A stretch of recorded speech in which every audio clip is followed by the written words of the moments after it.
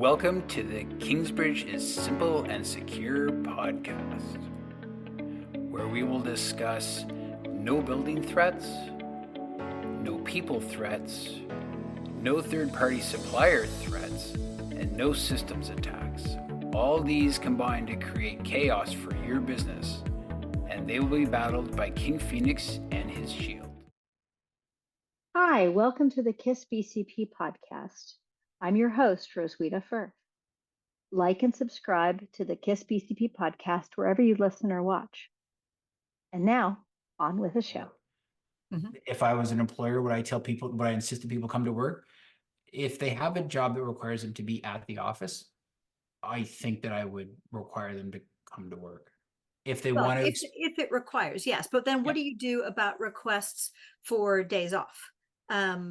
Because in theory, if people are really passionate about experiencing this in person, then the minute the news came out, they would have already requested the day off. Yep. Right. And then the latecomers to the party that happen to be like critical staff, or even more than critical staff, but people that normally would need to be in the office, then you're going to have some absenteeism. Oh, for sure. Well, for sure. And the issue is companies getting ahead of that with a policy statement for the event. And I think there's a really wrong way to go about it, which is total rigidity, which plenty of companies tend to stick to. And it doesn't just affect morale for that day, for the people that get upset because their request to take off was denied, especially when you've got kids who are being told to stay home for the day. Yeah. That is going to affect working parents tremendously, and they shouldn't really be penalized by a work policy, because on a different day, they wouldn't be. If they had to stay home because their kid was sick, in most jobs, they would not be penalized. This is no different than a child being sick if the school says, do not come to school. Right. I liken it very much to, like you said before we started recording or earlier, is that where you said it's very much like a snowstorm or like inclement weather or whatever, a hurricane or whatever, whatever causes an impact. Now, the part where I agree that as an employer, I don't think it would be right to do it is if somebody applies through the proper channels and you deny their, day off or whatever, just because whatever the rationale you want to use for it is. But what I would do is that if I had something like a manufacturing plant or something that we had like an assembly line and you couldn't have one person missing because the entire thing would back up on it, is that I would probably schedule, because they'll know down to plus or minus 10 minutes, I would probably schedule like a break at the time when the eclipse is going through for those that absolutely had to be there that day we'll just pause things. If you want to go outside, wear glasses, do this, that, or whatever, blah, blah, blah, blah, blah. If you don't want to go outside, stay in, you can surf your phone or whatever and stuff like that. And give them that option so that you, instead of losing the entire 8 hours or 10 hours, whatever the shift is that you lose like either that half hour, whatever it takes to stop things, start things, whatever and stuff like that, and just be understanding. That is a great idea. Yeah, because if it's literally a once in a lifetime thing and somebody is dead set on experiencing it, I don't think it's right for the employer to say no. That in mind, if that person is super important and what you're doing is super important and you literally cannot stop for whatever the reason is or whatever and stuff, that the employee should understand that and should have asked for the day off. And if the employee didn't ask or whatever, grant them the day off if you can, but if you can't for whatever reason, then don't. But ultimately at the end of the day, from BCP perspective, I'd be planning for it, like planning for that interruption no matter what it is. Yes, absolutely agree. Because going back to what I was started to say earlier is that you're going to have a morale impact. And it's not just going to be a normal, company. It's not going to be something like that, because this has so much media focus on it, and it will on that day. And when people come back from that experience to work, the employees that weren't allowed to have that experience there's going to be a longer term effect than just the one day in terms of grouchiness about it. And employee morale right now can be a very tricky subject anyway, that Yeah. I personally think that a company shouldn't just say, oh, it's not a big deal, because I think there's enough of a potential impact that it makes much more sense to grant the request for the day off whenever possible and schedule that break like you suggested. I love that idea, for the 30 minutes or surrounding the totality, and let people experience that if they want to. And for the people that absolutely have to be there for those 2 minutes, at least let them hopefully have the before or the after, so that they can at least experience part of it, even if it's not the totality. Like, try to arrange it to where if it's possible, you sub people in and out very quickly in an overlapping fashion right there, so that people can experience part of it at least. Because this is, for many people, it will be a once in a lifetime deal. Yeah. And I guess the way that to think about it is that, if it's one of these things where there are like, incredibly critical staff for whatever reason that absolutely have to be at the office, that they physically have to be at the office or at the plant or wherever, you deal with it somehow with them not being around. If they've got a cold that day, or they're sick, or they're, like you said, if they're, their kids are off from school, or they've got a death in the family, or some sort of personal emergency or something like that, the company must deal with it somehow. Yeah. I mean, yes, there will be cases where that won't be the case. Like, it's interesting, when you propose this idea, I was thinking about it. I'm like, so we're down here, like the people on the surface of the earth. So on April the 8th, are they not going to be flying airplanes around the Path of Totality? Or are they, because they're then 35,000 feet closer, the pilots are 35,000 feet closer. The people on the airplane are 35,000 feet closer. You're not going to be able to get people on airplanes to not look at the windows. You're not going to close all the blinds. You're not going to do all of this or stuff, whatever. You're not even going to have the NASA crackerjack glasses. So then what are you going to do? Well, that's a good question. Are you going to expect the airplane pilots to like close your eyes now? Yes, 35,000 feet in the air, there's not really a lot to hit. They're not really driving. And there's flying autopilot anyways. and things. They're on autopilot, and they're just, but what do you do? And so I don't know. It'll be interesting, as a lot of things are, because you'll have some that will make the right call. You'll have some that make the insanely wrong call. I'm sure we'll hear about both. Yes. But I think that the best thing that you can do is to plan ahead. So airlines, that particular scenario is interesting, because during that totality, when a plane flies through that, you're going to have passengers looking out the window. Now, I don't know what kind of protective surfaces are on airplane windows. I've never researched that. But I'm assuming that there's not enough to look out the window and try to look at the sun. Now, granted, the sun is, basically going to be overhead, because it's happening right after, I think, 1 o'clock. But if you're, far enough away that you're not directly below the sun at that particular point in time, if you're in the outer edges of it, but you can still see, then yeah, are you going to damage your eyes by looking out that airplane window? And at that point, does the airline have some kind of culpability in that? Like, I would say no, but in today's litigious society, I could totally see a lawsuit coming out of that. And would the airlines make a smarter choice by investing in glasses for those flights that pass through the path of totality during that hour? Like, would that be a smart thing to do? Because it would get a lot of positive media attention for sure. Well, and it's interesting that you say, like, what spin would the airlines put on it? Is that I was going to Google it to see what airlines are doing, because they might have said what they're going to do. They might not have said what they're going to do. I honestly don't know. But the part that I guess that's interesting on it, and not an astronomer, astrological, anything, whatever. So you've got like the surface of the earth, you've got the moon, and it's going to draw this line that goes, well, through you in Texas, through me in Ontario, and it's going to go like right by our homes. And you're like, okay, like we're nowhere close to each other. We're 3,500 miles apart or whatever it is. And so you got all this stuff or whatever going along, and they've drawn this line. But if you're in an airplane 35,000 feet up and you're not even in this path of totality, and you're just like, I don't know, 20 miles south or 20 miles north, and you look at the window, is it going to be the same? Because I mean, you've been in airplanes, I've been in airplanes where the sun comes streaming through the window. So clearly the sun can come in the window, but you can't look straight up because the window's too small.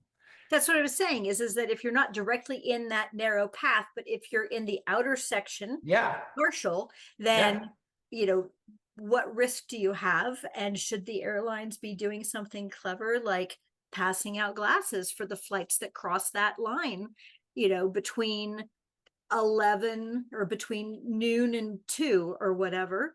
It certainly would be a lot of positive and publicity for sure.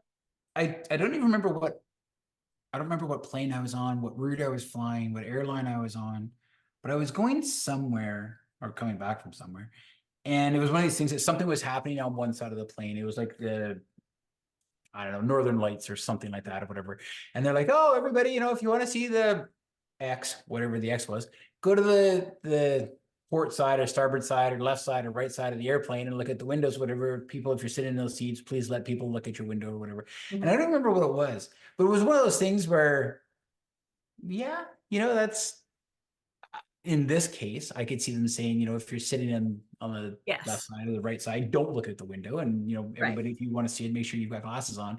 But I also, like you said, is that from this litigious world we live in, are you going to have people that are going to come out after the fact and say, you know, I was on X flight, I never got any warning from the airline, I never did this, I never did this, I never did this, and now I can't see and I want money. And it's like, wow, like it'll be interesting. And almost, it sounds a little bit silly to say, but if you're an airline, you almost would want to, so if the path is going like this, almost divert it so that the tails of the planes are pointing at the path while that path is going through, because there's no way it's covering the 3,000 miles from your house to my house instantly. Right. And so it's like, I'd be curious to see what sort of steps they're taking. Now you should ask your NASA buddy if they're launching any spaceship or like any spaceships that day. Interesting. Well, and this affects air traffic control then also, if they are going to make changes to it. So I find this whole path of the conversation very interesting that I want to like pursue separately. So we may report back, we'll see. But I also wanted to talk more about different kinds of impacts that companies should be thinking about, or counties as the case may be. I think we've already established that this is going to be a huge event and you don't want to underestimate it. If you're a corporate executive, if you are a business continuity professional, if you're in HR, you do not want to underestimate the impact of this. The number of employees that are going to be absent, the number of kids that are not going to be in school, the number of cars on the road. And you don't even have to be in a town that's in the path of totality. You can be simply in the path of the people driving to get there to have a really significant impact. So it may not impact people leaving for work in the morning, but depending on where you're at along that path, it actually could impact your employees' morning commute, because there's going to be people camped out there way early or on the road to wherever that are going to be crowding up the roads. Your employees are going to be late to work. And that's something to consider. The people requesting the day off because their kids are off from school, we already touched on that, but that's another big impact. And then aside from the number of the cars on the road, all of these extra people are causing gas shortages, grocery shortages, and as the article that we were referring to mentions, strain on first responders. So then the question that this brings up is that it's going to be strain on groceries, so resources. Is this going to be like a COVID thing where it's a strain on toilet paper or missing toilet paper? Well, you know, we were just talking about our trip up to visit family in Austin to see the totality. And, you know, only half jokingly were we saying, well, we better make sure that we bring toilet paper and water because there will not be any to buy. It's going to be like So here in Houston, whenever we have a significant storm approaching, a hurricane, Yeah. bread and toilet paper are all gone, and bottled water. There are none on the shelves. And the grocery stores are Really? really good about restocking because they've learned over the past Yeah. 20 years, especially, what that looks like. But nonetheless, it's not unsurprising to hear people say, oh, I had to go to 2 or 3 grocery stores because I couldn't find the bread, the water, and the toilet paper all at the same store.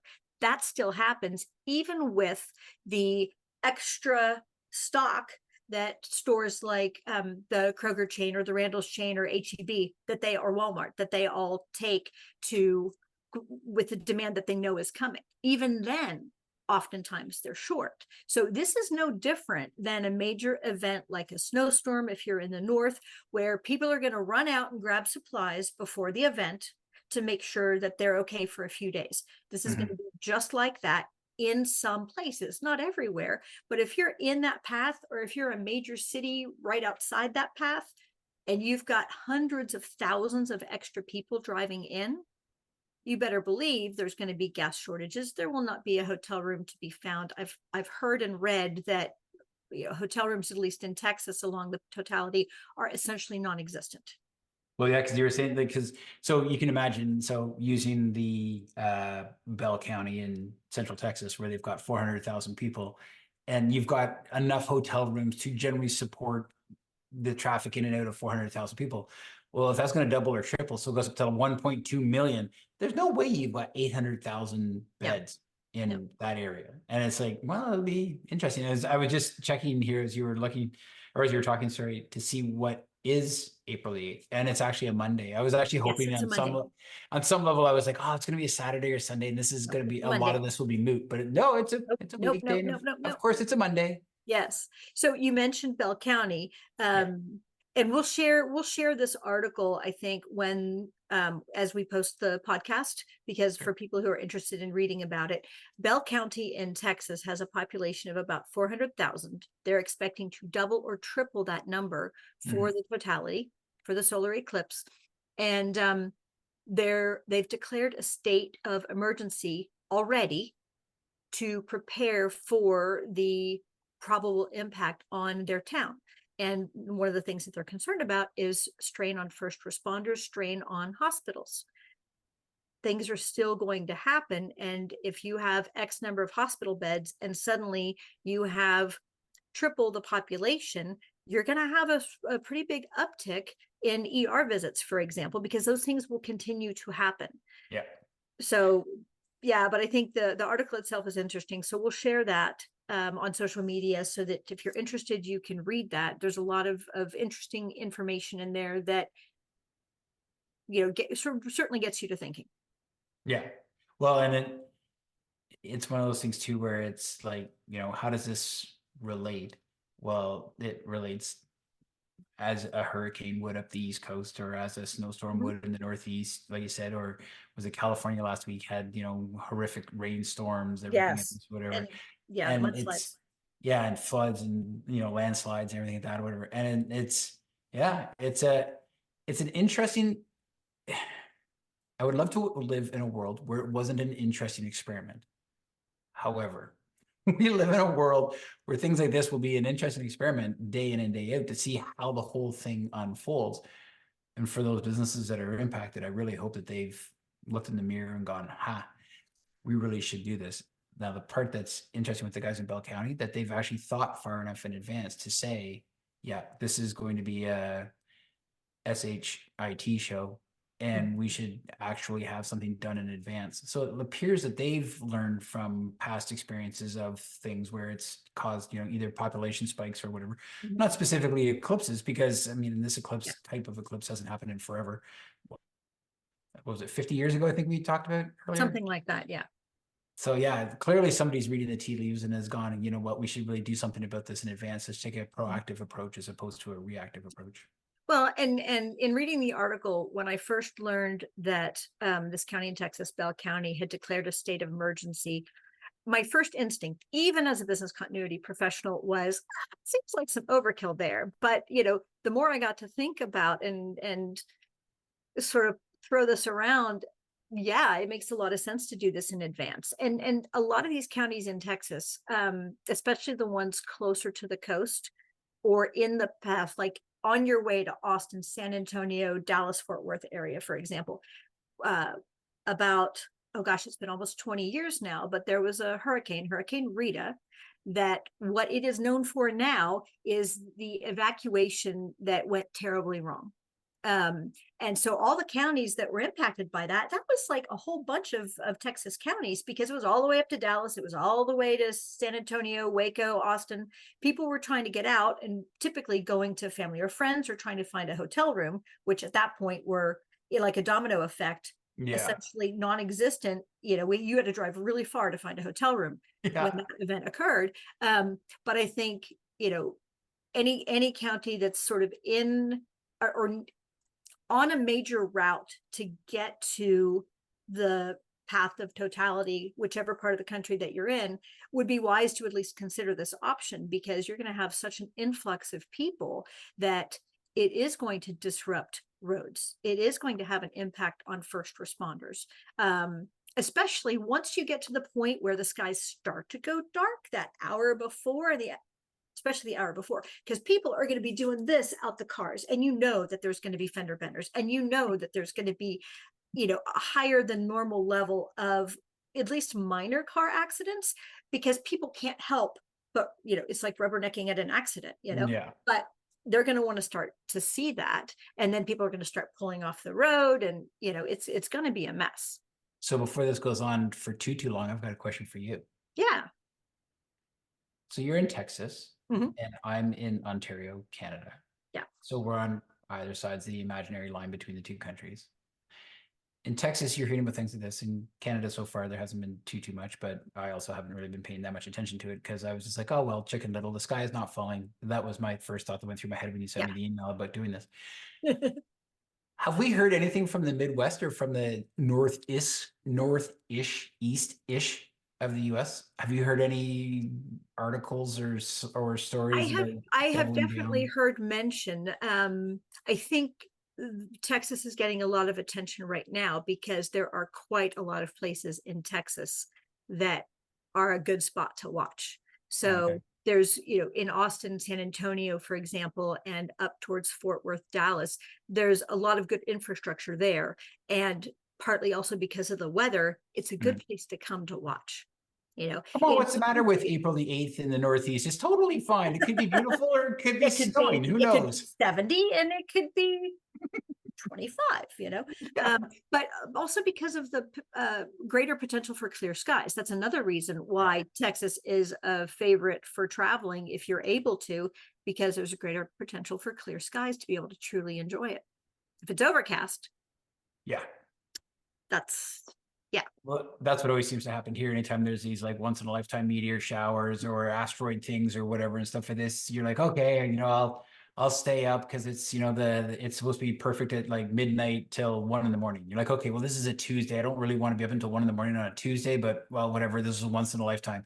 You go outside, you look up, it's completely overcast. Yeah, every meteor shower ever that I didn't actually travel to see, which was only once, but every single meteor shower, pretty much, I go out in the backyard. We even wake the kids up, and it's like there's nothing. Yeah. So I get it. Yeah.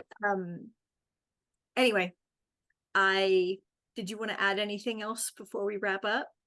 No, I don't think so. I might get you a T-shirt that says "I'm with Chicken Little" and mail it to you so that you can wear it to Austin. That's fine, and I'll send you pictures of the really cool event that you're going to miss.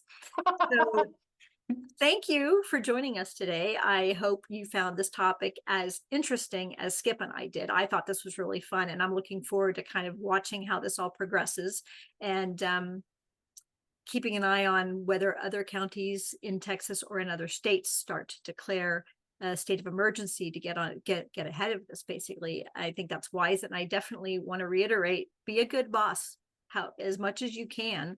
The goodwill that you will get will be really, a positive thing for the company. And number two, it's just kind of like the right thing to do with an event of this magnitude. If you're able to, at minimum, give people a 30-minute break around that totality, to let them experience it, that's a nice thing to do. Yeah, I was going to add in there that this is not an 8-hour event. This is a Right. 30-minute event. Yeah. The world is not going to end in 30 minutes. Well, we hope it's not going to end in 30 minutes. And yeah, just let them experience the once in a lifetime. You don't have to experience it if you don't want to, but Right. if it's important to them, make it Yeah. important to you. Absolutely. Absolutely. All right. Well, thanks for joining us again today. We drop a new episode every 2 weeks. Look forward to having you back with us. Thanks. Bye. Bye.